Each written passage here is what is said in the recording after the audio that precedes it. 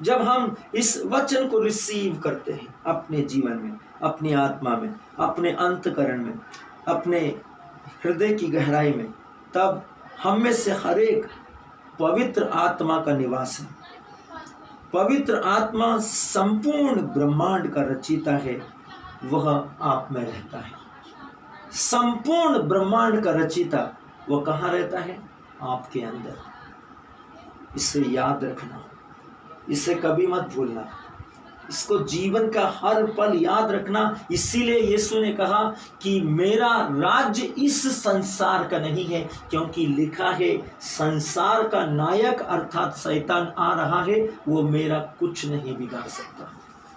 यीशु स्वर्ग से था, इसलिए उसने कहा कि मेरा राज्य इस संसार का नहीं है।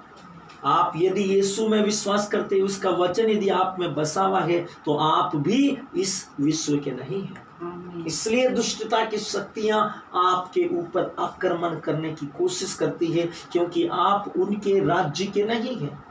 और यदि आप उनके राज्य के नहीं हैं, तो उनको मालूम है कि संपूर्ण विश्व और ब्रह्मांड का रचयिता, सब कुछ को करने वाला, जो उन्हें संपूर्ण अस्तित्व के साथ सदा काल के लिए अनंत नरक की आग में डाल देगा, वो महिमा का आत्मा आप में रहता है। इसलिए उन्हें आपसे ईर्ष्या है। इसे समझिए, आपके अंदर विश्व का, संपूर्ण ब्रह्मांड का, विश्व का रचयिता आप में रहता है। आप बहुत महत्वपूर्ण हैं, आप सर्वसाधारण नहीं हैं। लेकिन फिर भी मनुष्य गलती करता है। गुटखा खाकर, तंबाकू खाकर, बीड़ी पीकर, सिगरेट पीकर, झूठ बोलकर, तू मैं कर, छल कपट, ईर्ष्या, विद्वेष, कष्ट, यही तो संसार की आत्माएं हैं। परमेश्वर का वचन स्पष्ट कहता है, सर्वशक्तिमान का वचन स्पष्ट बताता, पौलुस ने कहा कि इस संसार की असत्य देवताओं ने हमारी आंखों पर ऐसी पट्टी बांध दी है, जिससे हमें मसीह के महिमामय सत्य दिखाई नहीं देता है। मसीह का महिमामय सुसमाचार का प्रकाश दिखाई नहीं देता। मेरे प्रियो, आप और मैं सर्वशक्तिमान परमेश्वर का शरीर है, जो आपके अंदर रहता है। आपका शरीर जीवित मंदिर है, सदा बने रहने वाला, अनंत अमर अविनाशी, सदा काल जीवित रहने वाला मंदिर है। क्योंकि परमेश्वर का भवन कभी भी निष्क्रिय और निर्जीव नहीं होता, वो जीवित है। परमेश्वर निर्जीव स्थानों में नहीं रहता, वो जीवित स्थान में, जीवित प्राणियों में रहता है, आप में और मुझ में रहता है। वचन कहता है, यह एक वास्तविकता, सच्चाई है मेरे प्रियो। ये पूरे विश्व में एक वास्तविकता है। इसे रिसीव कीजिए, इसे ग्रहण कीजिए, और इसे आपकी चेतना में आना पड़ेगा। इसको हमेशा याद रखना, कभी भी मत भूलना कि आप इस विश्व में कौन हैं।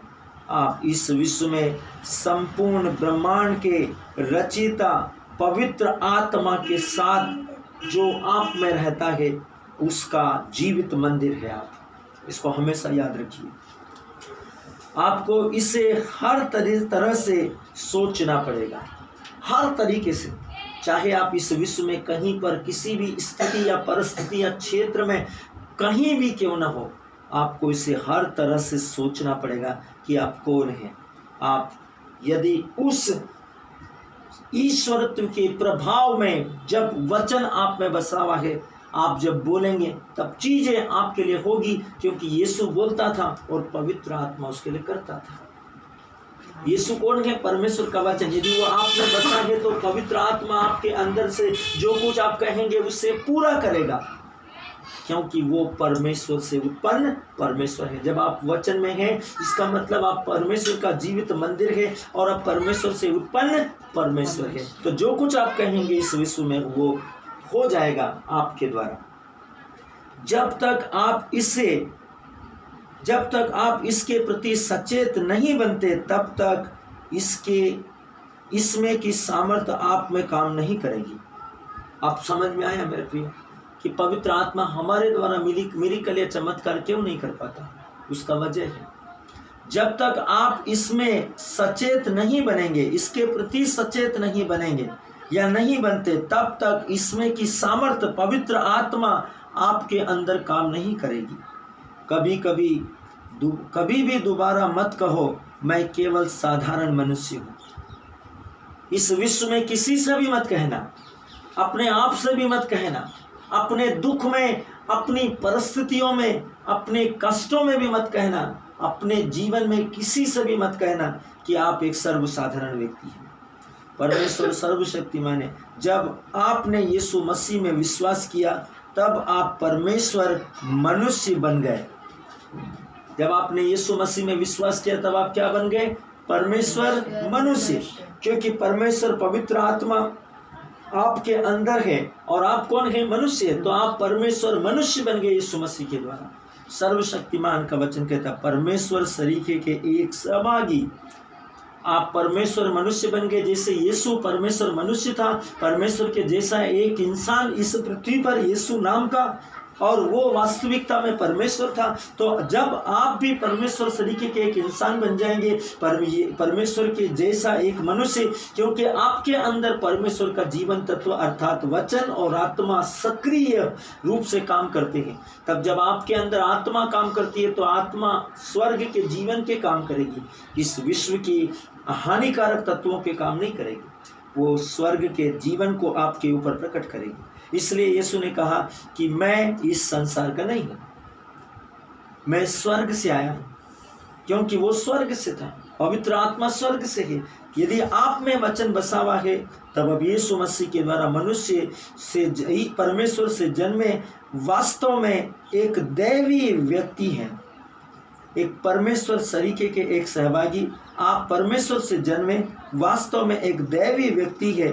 परमेश्वर ने आपको ठीक अपने जैसा बनाया है। उत्पत्ति का पुस्तक में प्रभु ने इसका प्रूफ दिया है। जैसे ही वह है वैसे ही हम भी इस विश्व में हैं। जैसे वो है परमेश्वर स्वर्ग में, वैसे ही आप इस विश्व में हैं। पहला यूहन्ना अध्याय 4 वचन 17, आप इसे जाकर देख लीजिए बाइबल में।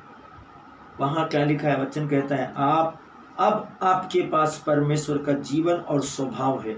Hallelujah, hallelujah, hallelujah, hallelujah, hallelujah, hallelujah. ये समय है घोषणा का, और हम अपने पवित्र हाथों को खोलें, अपनी पवित्र आंखों को बंद करें और अपने पवित्र शब्दों से अपनी आत्मा में उपस्थित पवित्र आत्मा परमेश्वर की सामर्थ्य में भरकर विश्वास से घोषणा करें। प्यारे पिता, आपका धन्यवाद, आपका धन्यवाद। यह खोजने में मैं आपके इस नाम में विश्वास करता हूँ। मेरी सहायता करने के और मुझे समझ देने के लिए कि मैं वास्तव में कौन हूँ। यीशु मसीह के महिमामय सुसमाचार के ज्ञान के द्वारा उस मूल्य को पहचानने में मदद करने के लिए जिसे आपने मेरी आत्मा में डाला है। मैं मसीह में अपने दैवीय उत्तरदायित्व, अपने दैवीय अधिकार,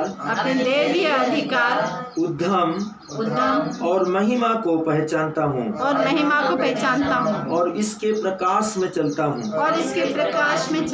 यीशु के नाम में आमीन, आमीन, आमीन, आमीन। प्रभु का धन्यवाद।